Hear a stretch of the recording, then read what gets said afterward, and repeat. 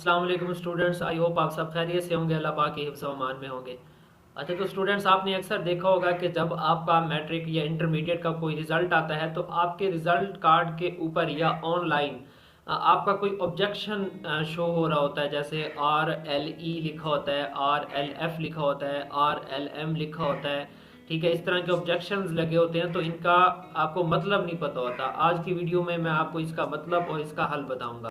Students, अगर आपके result पर RLE का ऑप्शन होता है तो उसका मतलब होता है कि आपकी जो एलिजिबिलिटी है एग्ज़ाम में अपीयर होने की, उसमें मसला है। ठीक है, इसका अगर आपने हल ढूंढना हो तो आप गूगल से बोर्ड का नंबर लेकर बोर्ड रब्ता कर सकते हैं, या फिर आप बोर्ड जाकर भी अपनी एलिजिबिलिटी जो है वो कंफर्म करवा सकते हैं। अगर आपके रिजल्ट कार्ड पर RLF का ऑब्जेक्शन आ रहा होता है तो इसका मतलब है कि आपने जो एडमिशन फ़ीस पे की है उसमें मसला है, या तो वो फ़ीस कम हो सकती है या जो उसमें कोई ना कोई प्रॉब्लम हो सकती है। बाज़ दफ़ा ऐसा होता है कि हम फ़र्स्ट फ़ीस के आखिरी दिन जाके चालान पे करते हैं और फिर फॉर्म जो है हम बोर्ड भेज देते हैं, तो फिर वो फॉर्म जो है वो जब फर्स्ट फ़ीस की आखिरी डेट होती है उससे 4-5 दिन बाद में जाके पहुंचता है, फिर आप पर डबल फ़ीस ही पड़ती है। ठीक है, जिसकी वजह से फिर हमें पता नहीं होता और हमारे रिजल्ट में RLF का इशू आता है। अगर RLF का इशू हो तो आप बोर्ड रब्ता कर सकते हैं, वहाँ पर आप अपनी जो बकाया जात है वो पे करके अपना रिजल्ट जो है वो बहाल करवा सकते हैं। बाकी अगर आपके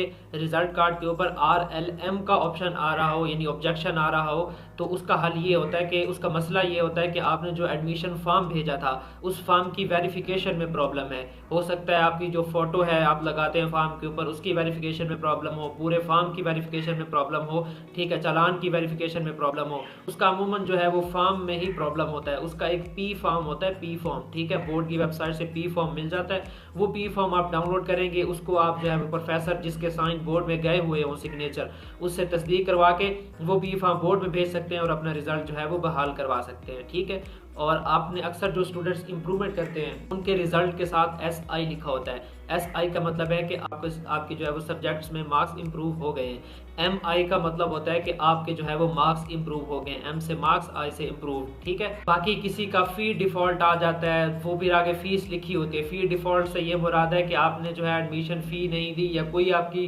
बोर्ड के जो बकाया जात रहते होंगे। ठीक है, वो फिर आप यूँ करते हैं कि आप बोर्ड जाते हैं, वहाँ पर अपनी जो अखराजात होते हैं उनसे पूछते हैं भाई किसके हैं। सारी डिटेल लेने के बाद जब आप वो अखराजात पे करते हैं तो आपका रिजल्ट बहाल कर दिया जाता है। मज़ीद अगर आपको कोई चीज़ जाननी है तो इस वीडियो के जो कमेंट्स हैं उनमें पहला कमेंट मैं पिन कर दूंगा अपना, आप मेरे व्हाट्सएप और इंस्टाग्राम पर रब्ता कर सकते हैं। मैं आपको इंशाल्लाह सारी जो मुझे मालूमात पता होंगी वो आपको दे दूँगा।